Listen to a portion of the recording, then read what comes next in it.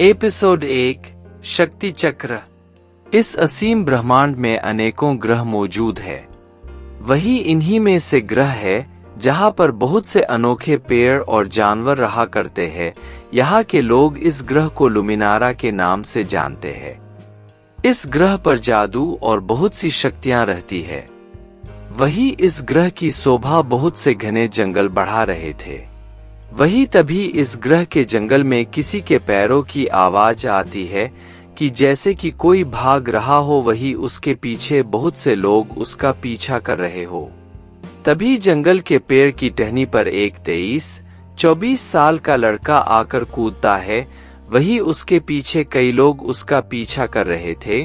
तभी उनमें से आगे चल रहे एक आदमी ने चिल्लाते हुए बोला, लीडर जेनिथ, रुक जाओ। तभी उस आदमी की आवाज सुनाई देती है, पर्पल पिन डिस्ट्रक्शन।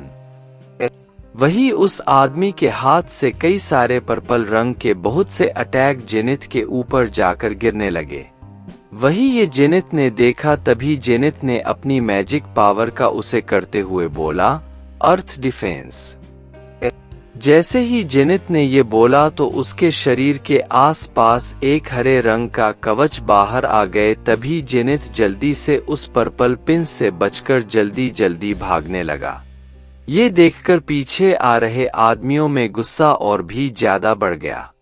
वही भागते भागते जेनिथ पहाड़ की चोटी पर पहुंच गया। तभी अचानक से वहां का वातावरण खराब सा होने लगा। अचानक से वहां पर काले बादल छाने लगे थे। ये देखकर जेनिथ का पीछा कर रहे आदमी बहुत ज्यादा खुश हो गए। तभी सभी ने नीचे झुककर अपने लीडर को सम्मान दिया। वही अचानक से आसमान में एक परछाई दिखाई देने लगी। वैसे तो वो परछाई साफ साफ नहीं दिखाई दे रही थी, लेकिन उसका और इतना तेज था कि वहां के आसपास के सारे पेड़ उसके पावर के दबाव से झुकने लगे थे। ये देखकर जेनिथ, जो कि उस परछाई को देख रहा था, तभी जेनिथ ने चिल्लाते हुए बोला, लीडर शेंगचेन। और फिर जेनिथ हंसने लगा, हा हा हा। और फिर हंसते हुए बोला, मुझे पता है कि मैं तुमसे नहीं जीत सकता, लेकिन ये शक्ति चक्र मैं तुम्हारे हाथ भी नहीं आने दूंगा। ये कहकर जेनिथ ने उस शक्ति चक्र को ऑर्डर देते हुए बोला, हे शक्ति चक्र, जाओ, आई जगह पर जाओ जहां तुम इसके हाथ न आवे और जाकर अपना मालिक ढूंढो। वही ये सब करता देख उस शेंगचेन ने अपने आदमियों पर चिल्लाते हुए बोला, जल्दी करो, उसे ऐसा करने से रोको। वही अपने लीडर की बात मानते हुए सभी एक साथ जेनिथ की ओर भागने लगे। सभी के हाथ में तलवार थी और उनकी आंखों को देखकर ऐसा लग रहा था मानो कि वो जेनिथ को जान से मारने में जरा सा भी नहीं कतराते। लेकिन अचानक से वहां पर एक बहुत तेज धमाका होता है। ये धमाका उस शक्ति चक्र की वजह से होता है। जैसे ही शक्ति चक्र को ये कहा गया, तब अचानक से वो शक्ति चक्र जेनिथ के हाथ से छूटकर हवा में जोर से घूमने लगा। और जेनिथ इस बात से भली भांति परिचित था कि वो उस धमाके से नहीं बच पाएगा। और हुआ भी वैसा ही। वो शक्ति चक्र एक धमका करके वहां से गायब हो गया। और उस धमाके में जेनिथ और जो आदमी जेनिथ को मारने आ रहे थे, वो भी उस धमाके में आकर राख हो गए। और इतना ही नहीं, उस धमाके का असर इतना था कि सबसे ज्यादा ताकतवर कहे जाने वाले शेंगचेन को भी अपनी रक्षा के लिए एक कवच बनाना पड़ा। वही ये सब देखकर शेंगचेन चिल्लाते हुए बोला, जेनिथ। वही वो शक्ति चक्र असीम ब्रह्मांड में चले जा रहा था। तभी वो शक्ति चक्र एक नीले ग्रह पर जाकर कहीं खो गया। इस नीले ग्रह का वातावरण जीवन जीने के अनुकूल है। यहाँ पर समुद्र और बहुत से पेड़ पौधे भी थे। वही इस प्लेनेट पर 12 कंट्रीज ही थी। यहाँ के लोग इस ग्रह को एस्ट्रेलिस कहकर पुकारते थे। वही एस्ट्रेलिस ग्रह के सोकोविया कंट्री के लुमोरिया राज्य में लोग शांति और अमन से रहा करते थे। वैसे तो बाकी राज्यों में भी लोग बहुत अच्छे तरीके से रहा करते थे, लेकिन लुमोरिया राज्य के लोग कुछ ज्यादा ही अमीर और अच्छा जीवन जीते थे। वही लुमोरिया राज्य का तीसरा सबसे बड़ा परिवार लुसुफ ग्रेट विक्टर, जो कि इस राज्य के अच्छे मैजिशियन और पावरफुल भी माने जाते हैं। वही लुसुफ महल के एक कमरे में कई लड़के और लड़कियां एक साथ बैठे हुए थे। वही जो लड़का जिसके चेहरे पर घमंड साफ दिखाई दे रहा है, वो लुसुफ खानदान का चिराग नैक्सन।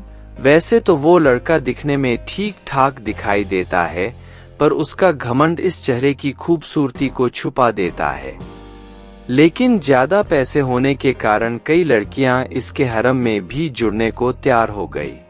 ये सच ही कहा जाता है कि पैसे के आगे तो बड़े भी झुक जाते हैं, और ये तो सिर्फ लड़कियां थी।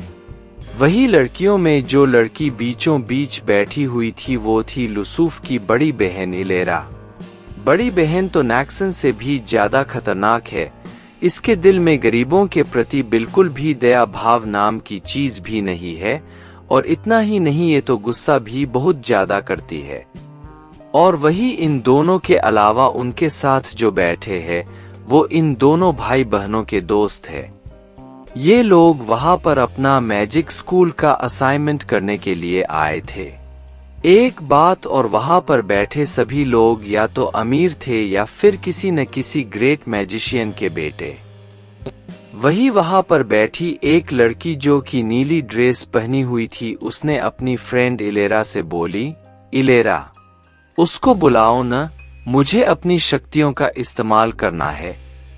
वही उसकी बात सुनकर वहां पर बैठे सभी लोगों ने उस नीले कपड़े पहने हुई लड़की की बात पर हाँ में अपना सिर हिलाने लगे। लेकिन आज उनके ग्रुप में एक लड़की की ओर आई हुई थी, उसका नाम था लूना। वो इस ग्रुप का हिस्सा अभी अभी बनी थी, इसलिए वो ये बात सुनकर अपने दोस्तों से पूछे बिना रह नहीं पाती। वो कौन?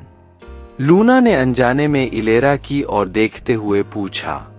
वही लूना की खूबसूरती वहां पर मौजूद सारी लड़कियों में से सबसे ज्यादा थी। उसकी इस खूबसूरती का दीवाना तो खुद नैक्सन भी था।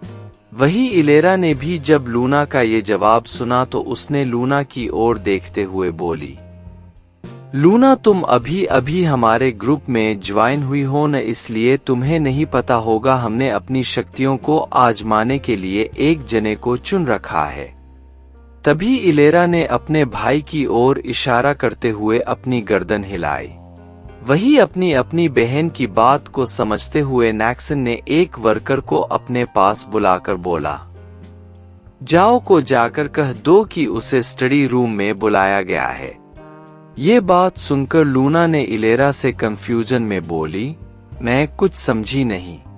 वही इलेरा ने लूना की बात को समझते हुए बोली, कुछ नहीं, जब तुम देखोगी तब तुम्हें पता चल जाएगा। वही इलेरा की बातें खत्म हुई थी कि तभी वहां पर एक लड़का जो कि 17-18 साल का था, उसके शरीर में पुराने से कपड़े पहने हुआ था और अपनी गर्दन नीचे किए हुए था। वही लूना ने जब उस लड़के को देखा तो उसे थोड़ी घिन आने लगी थी। तभी उसने इलेरा से बोला, इलेरा, ये कौन है? इस बात में लूना का घिन साफ साफ देखा जा सकता था। तभी नैक्सन ने लूना की बात पर जवाब देते हुए बोला, अरे लूना, अभी देखना इसके साथ क्या होगा, तुम्हें भी अपनी शक्ति दिखाने का मौका मिलेगा। आखिर कौन है ये लियोन और आखिर नैक्सन किसके बारे में बात कर रहा था, जानने के लिए सुनते रहे।